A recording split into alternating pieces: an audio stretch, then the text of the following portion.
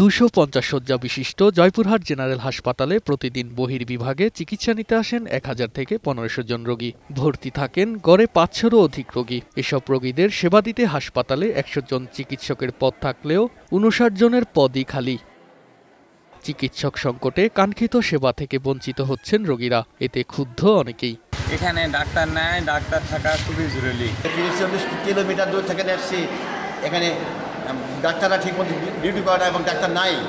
অনেক রোগীরা বসে আছে, দেখেন ডাক্তারের কোনো খোঁজ খবরই নেই। চক্ষু রোগের চিকিৎসার জন্য আসছি, কিন্তু ডাক্তার না থাকার কারণে কোনো চিকিৎসা নিতে পারতেছি না। অল্প সংখ্যক চিকিৎসক দিয়ে সেবা দিতে হিমশিম খাচ্ছেন হাসপাতাল কর্তৃপক্ষ। 250 শয্যার কার্যক্রম চলছে 100 জনের জনবল দিয়ে। এই 100 জন জনবলের ভিতরে ডাক্তার থাকার কথা 45 জন, আছে 41 জন।